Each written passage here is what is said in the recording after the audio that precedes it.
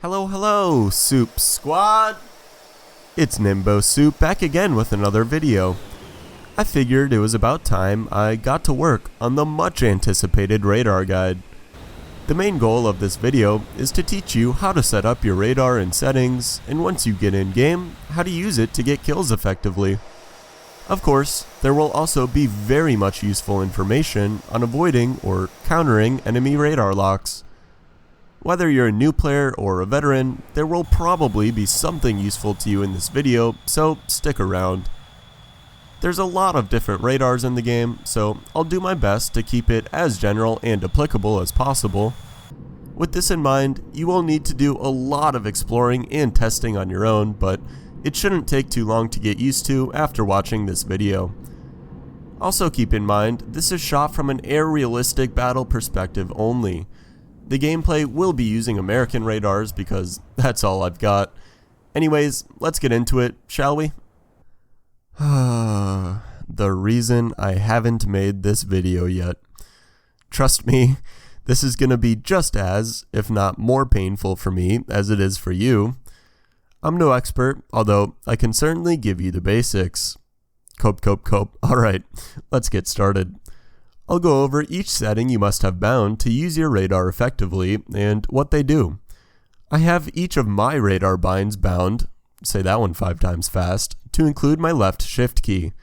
This is just a cognitive trick that helps me remember what my keybinds for radar actually are. It's also because I have so many keybinds in this game that I'm running out of space on my keyboard. Feel free to bind them to whatever you want. It only really matters that it's comfortable and easy for you to remember. Feel free to use my binds if you want. I mean, I probably don't recommend it, but they work fine for me. Anyways, I digress. Let's take a stab at this. Head on over to controls and look up radar. Here you'll see all of the necessary controls you'll need to worry about. Starting out, we have switch radar search on or off. This one obviously just turns your radar on and off. Next, we have switch between radar and IRST. I don't even own any planes that have the IRST or infrared search and track feature, but I'll give it a quick rundown. I see it as a radar for heat signatures. Instead of sending out radar waves, it detects heat signatures. Since I've never used it, I can't really tell you about its usefulness. I can tell you, though, that it can be useful because it doesn't give the enemy an RWR spike. But this is a radar guide anyways, so technically, get owned. Absolutely janitored. Plus, I don't even have any planes that have this. Anyways, moving on, we've got change radar mode. This allows you to switch between the different radar modes I'll go over later on in the guide. Different modes are useful for different situations. Again, don't worry, you'll learn those later. Next up, we've got a bunch of different random words put together that sound like they should make sense, but really don't to my Nimbo brain. Radar beyond within visual range combat. This bind will switch between normal radar modes and ACM. ACM, or Air Combat Maneuvering, is a radar function that allows you to focus your radar to a specific area outlined by a box on your screen. It can be better for getting a lock in situations that are quicker, where, for example, the enemy is closer.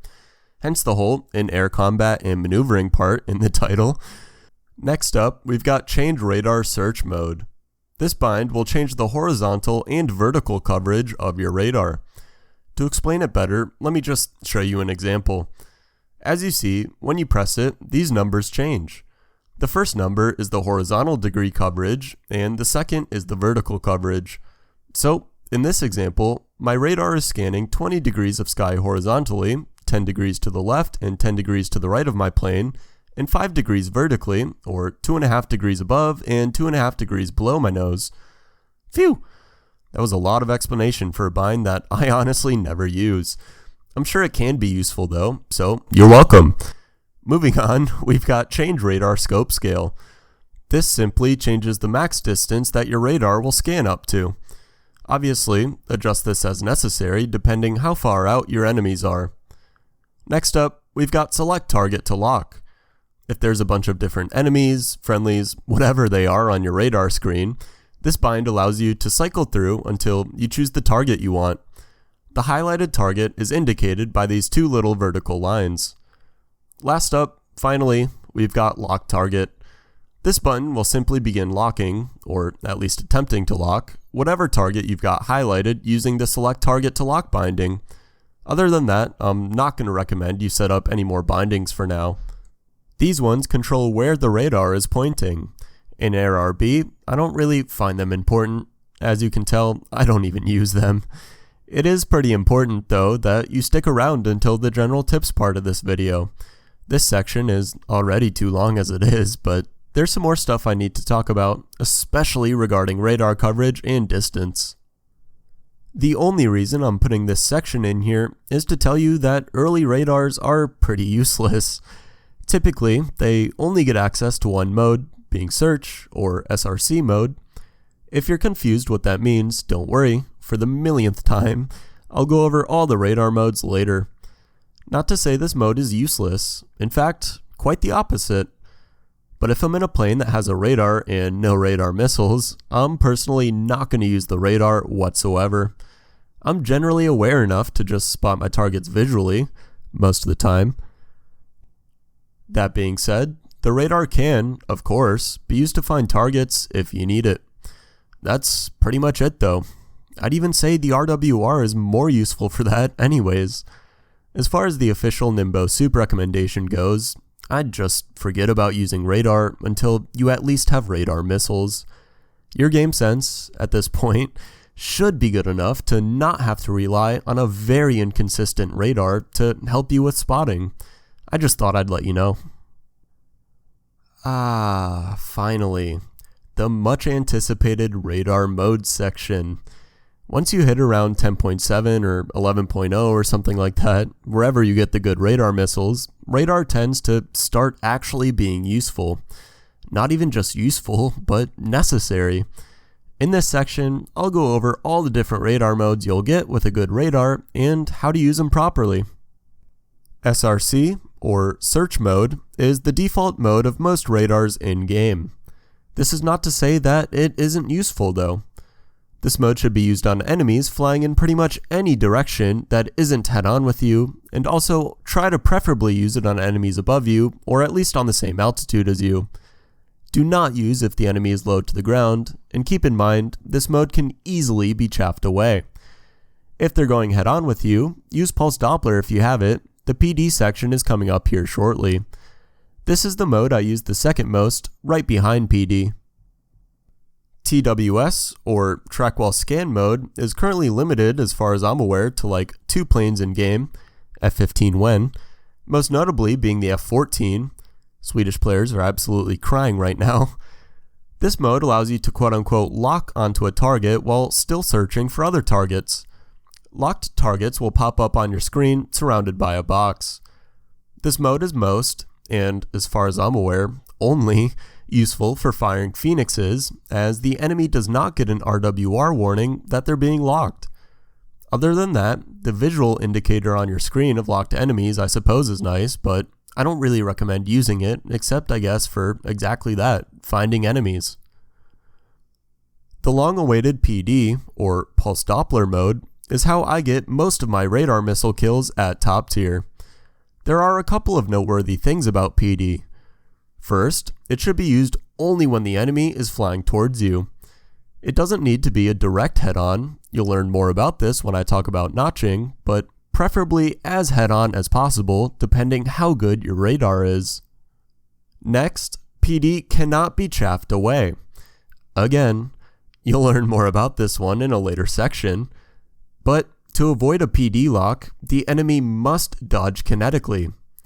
Last, PD is useful for getting through ground clutter.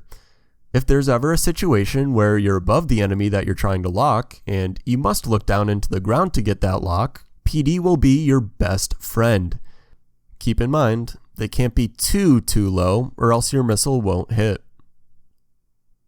In-game, there exists a couple of other radar modes that I should, at the very least, mention in my radar guide. I just don't personally find these modes useful, or even have them, so I never use them. The IRST part I talked about a little bit before being one of them. Again, This can be useful because it locks heat signatures, therefore not giving the enemy an RWR spike. There's another PD mode based on velocity. All I'm going to say is I don't use this mode. It's very inconsistent and gives bad locks from my experience. Something to do with factoring in the enemy velocity relative to yours. I'm not sure, I don't really care. All I know is that it sucks, so I don't use it.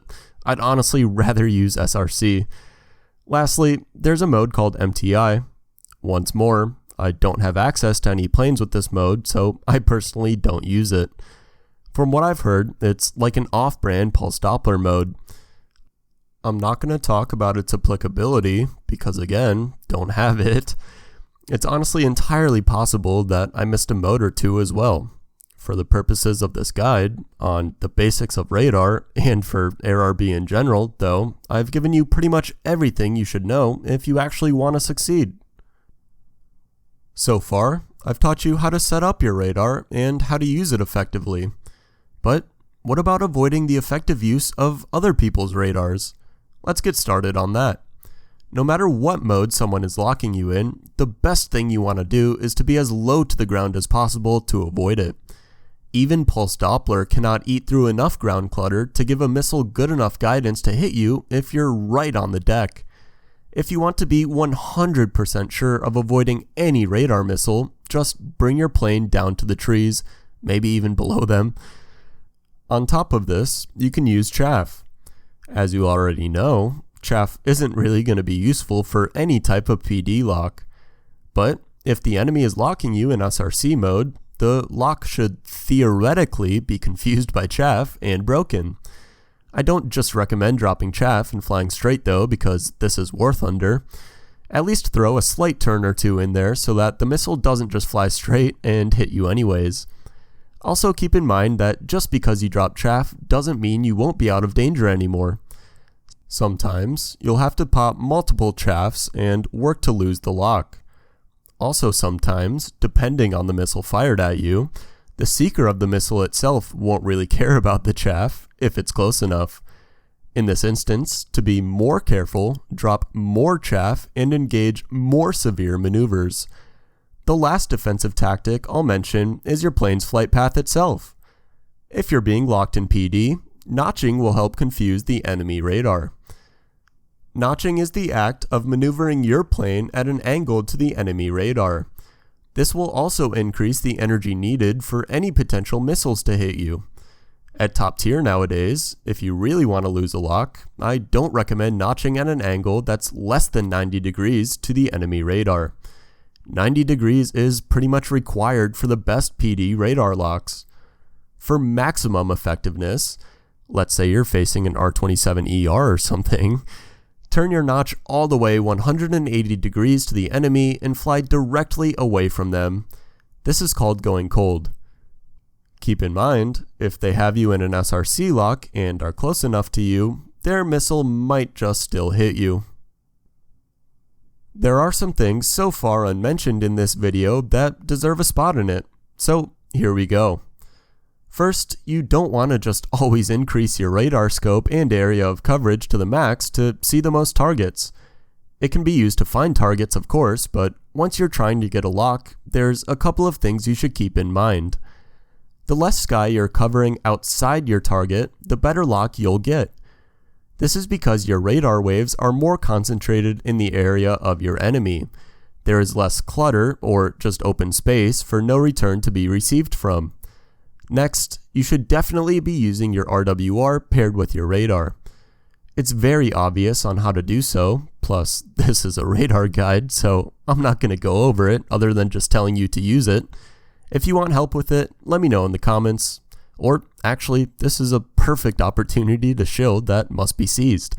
Check out the description to join the Discord server where you can ask any question you'd like in the War Thunder Tips channel. We've got plenty of War Thunder veterans, including myself, Get Flexed on Nerds, old guard by the way, been playing since 2013, ready to help you out. Now that that's over with, I'll talk a little bit about missiles.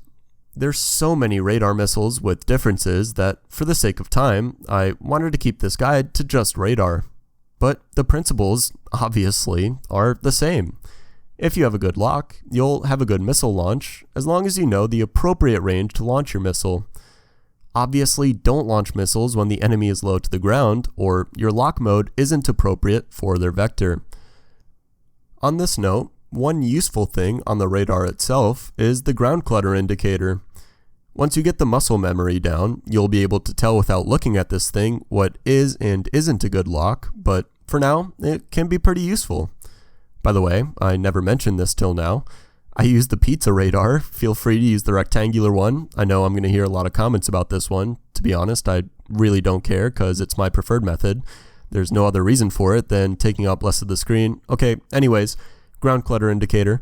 That's this little battery thing, but it has these 3 or 4 bars to the side. Try to keep these bars empty.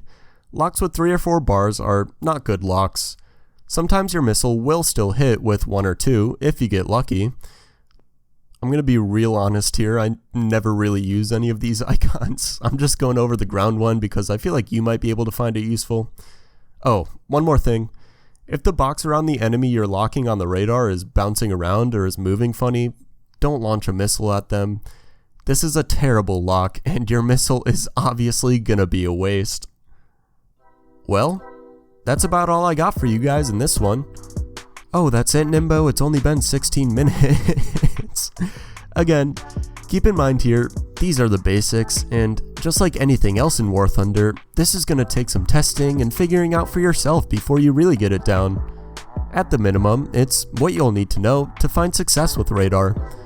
If you couldn't already tell, it's much more useful when you actually have radar missiles to launch.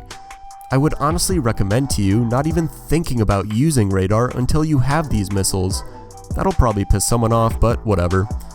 If you liked or learned something from this video, please leave a like, a comment letting me know what it was, and subscribe. I put a ton of effort into this one, fellas, so it would honestly mean a lot. Also check out the description for some important stuff, like the link to the Discord server and my Twitch stream. Anyways, all of you based radar operators know the deal.